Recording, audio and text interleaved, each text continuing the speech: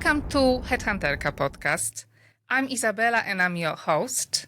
Today's guest has one of the coolest mixes of talents. Finance, indirect tax technology. She speaks German and English. She works across continents. And somehow she makes VAT sound less terrifying. Welcome, Meike Le Roux. Hello, Micah. How are you? Thank you, Izabela. It's so good to see you again. Thank you for having me today. That's my pleasure. Let's start from the beginning because we actually have known each other for quite a long time.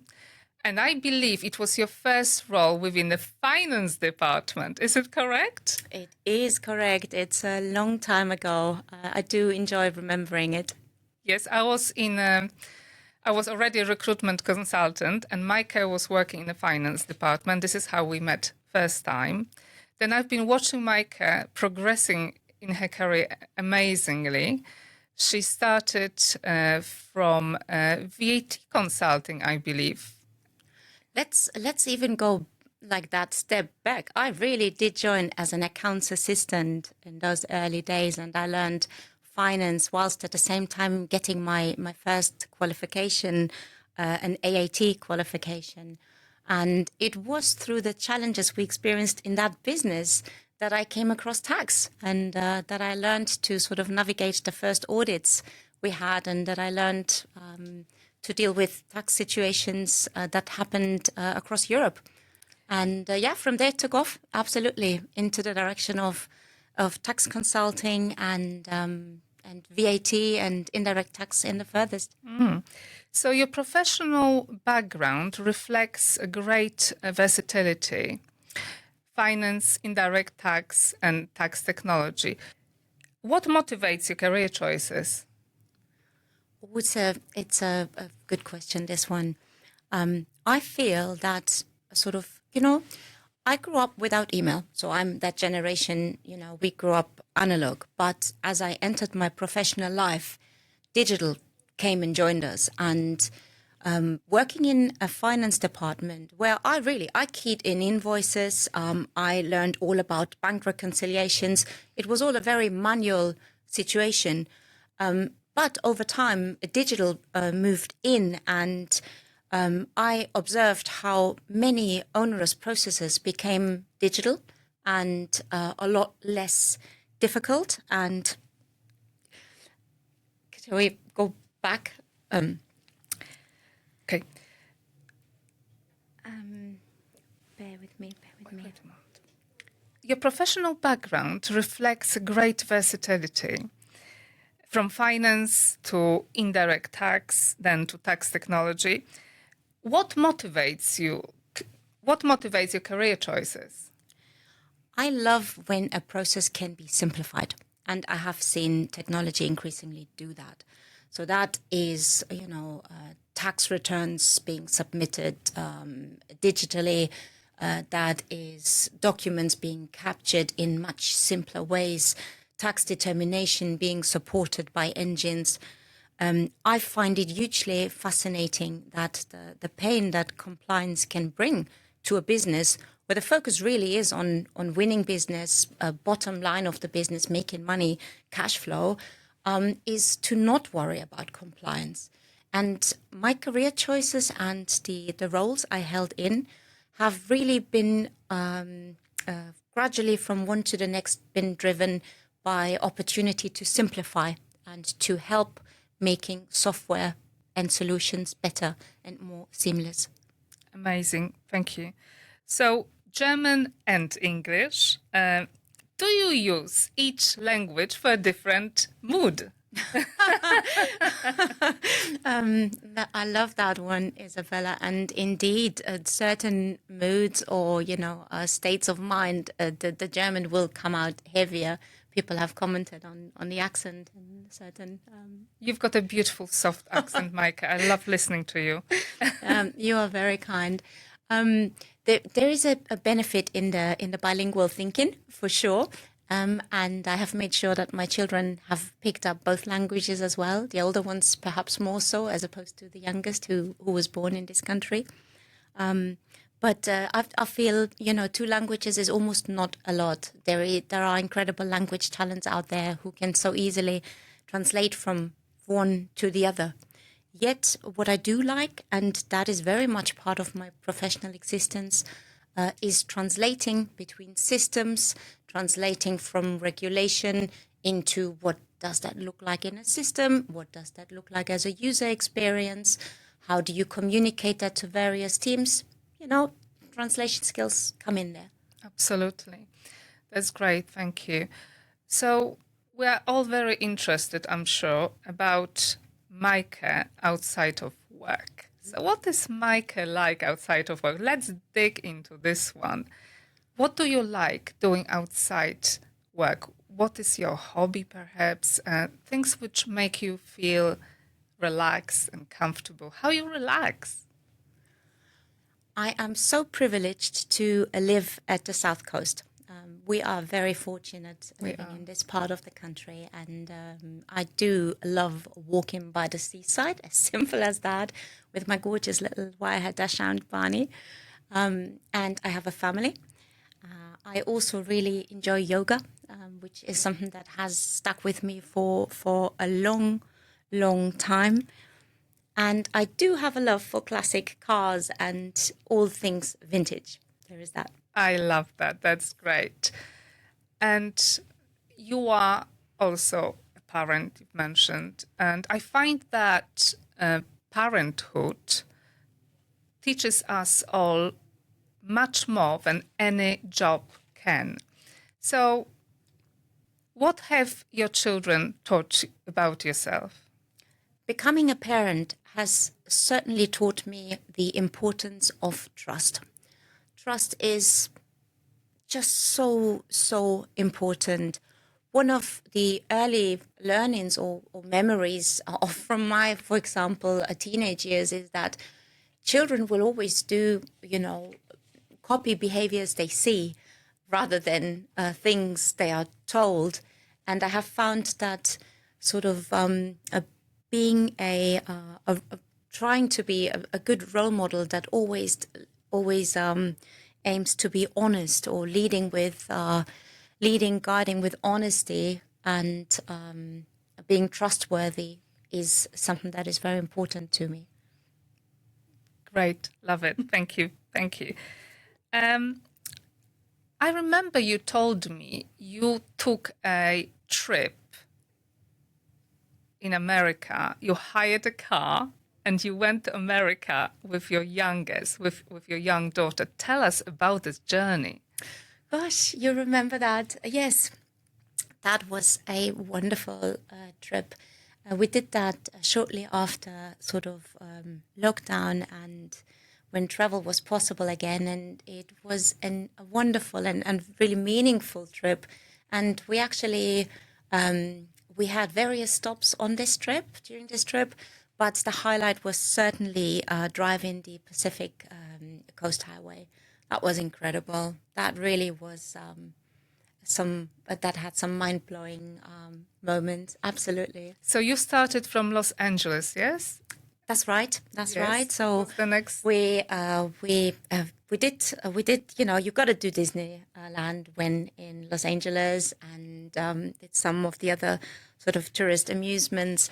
That also was part of the bribe to get her to stay in the car with me for all the duration of the trip. We took a trip to Vegas to start with. So we drove from Los Angeles to Las Vegas. And Vegas, I've got something special for you. Let's get into the mood. Las Vegas. Yes, there we go. Yes, absolutely. I love that. Absolutely, Vegas in search for the king. But we also watched a really good show that my daughter appreciated. And you do know that I'm a huge Elvis fan. I know, we'll get there, don't worry. Yeah. But our trip took us further. So we took a flight to San Francisco and then changed over to the car again and drove down the Pacific Coast Highway. And that was so wonderful. And I do hope to return to it one time and complete it. Absolutely. So how was your daughter during that trip? It was a long drive. Yeah, I got her engaged in. She had to put a playlist together for us. Right. So at that time she was a fair bit younger, and I may have listened to the Baby Shark song quite a bit. But still, that couldn't dampen the beauty, just that raw beauty of that coastline. Right. That's wonderful. What a great story. I would love to do that one day as well. I know you traveled a lot during your professional, obviously, life and outside. What is the passion Micah has and people don't know about? We touched that very briefly right now. There is something, isn't it? I do have a thing for all things old and vintage. I really do. Yes. I love classic cars, and I try and be close to them whenever I have opportunities, such as the Goodwood Revival, or I still dream of really sort of documenting like the Le Mans event, which I haven't done yet. So there's still stuff on the bucket list. Brilliant. What I really meant is someone really special who is not with us any longer, but everybody knows him. Mr. Elvis Presley, tell us about this passion. Ah, Izabela, that truly is a passion. I just developed a thing for him when I was very young. I remember one of his movies. They're not the best, perhaps, but one of his movies was playing on television. I'll support you here. Yes.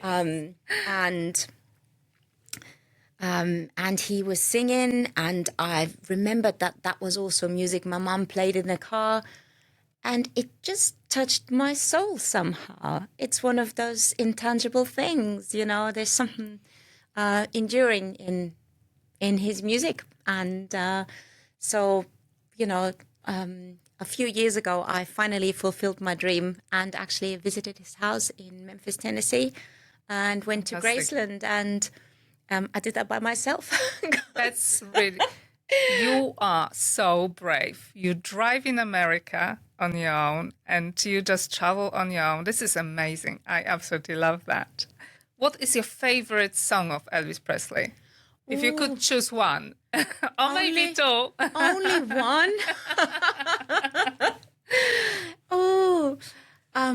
Give us a sample. So I would want to meet that person that does not feel touched when they hear Elvis singing My Way, to give you one. And then the others, they come in all those nuances. There's one for every moment. Yes. Okay, brilliant. I personally really like Love Me Tender. Don't know why. I think this is my favorite. Love it. Okay, brilliant. So, I would like to find out also more about you when you start a new role, let's say.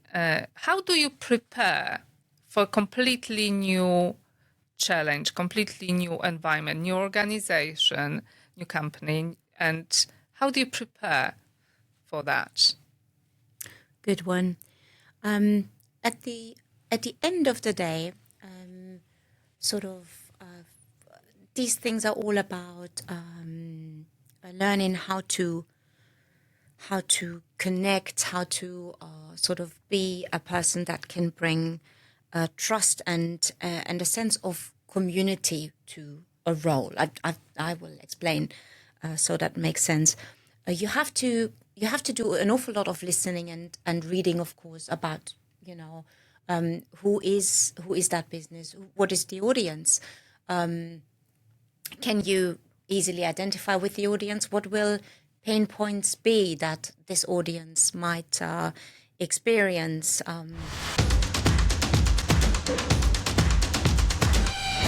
I find I best prepare for a new role in reading and in a sort of seeking experiences that I can relate to that I have with that business. So, for example, have I used this software before? If this is a software business, have I used the application before? What different perspectives can I bring to this in order to sort of relate to as many customer experiences as possible? They can be internal customers, they can be external customer experiences. I try and connect to a business to come to a place where I can, think representative of that business and bring simplifications into software, because that's what I do for a living. Thanks. That's a great answer. Thank you. So, Micah, if you weren't in a tax profession, who would you be? Is there anything you would like to share? Perhaps there is Micah who would like to be a different person in a different professional life?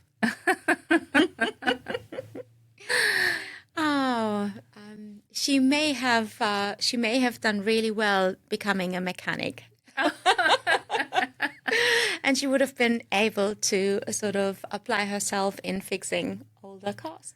All the vintage cars, which you love. I understand. There is always a possibility in the future. You never know. That's great. Brilliant. That's great.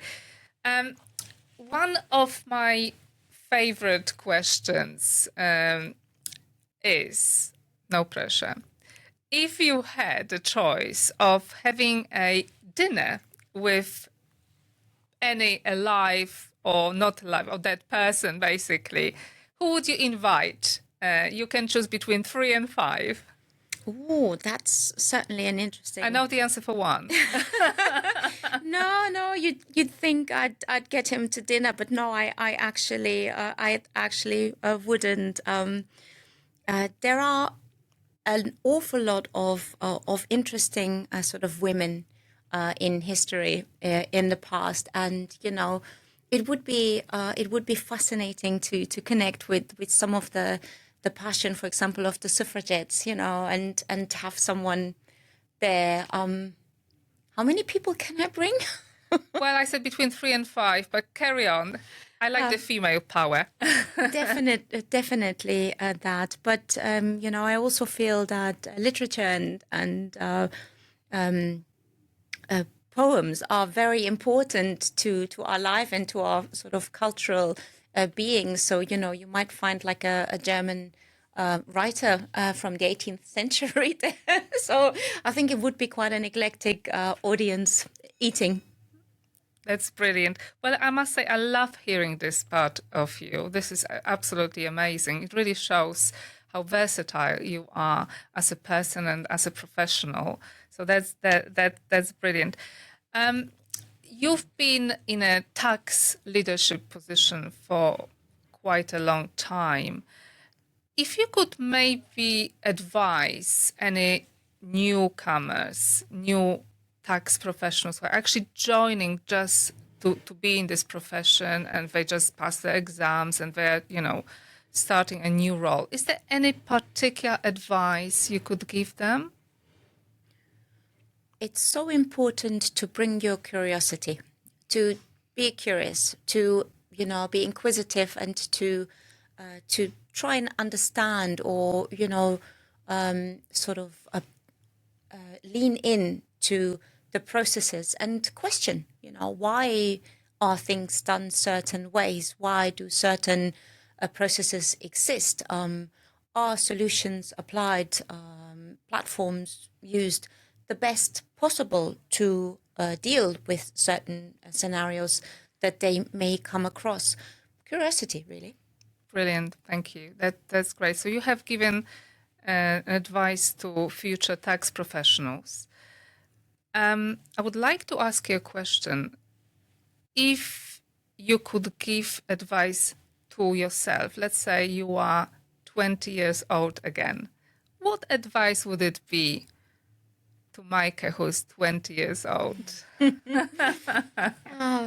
It's such an obvious question in a way, but yet at the same time, one feels puzzled. I guess I'd say just, be brave and keep going, keep doing. At one point, I would also say, buy those shoes, you deserve them. Brilliant. I love shoes. Everybody who knows me knows that. Okay, that's really, really brilliant. And I really enjoy this short conversation with you. And we've learned so much about you. So today we talked about finance, indirect tax, tax technology, America, Elvis Presley. Thank you so much, Micah, for being my guest. It's been a pleasure having you here. And everybody stay tuned, stay inspired, and let the world love you tender. Thank you. Thanks, Izabela.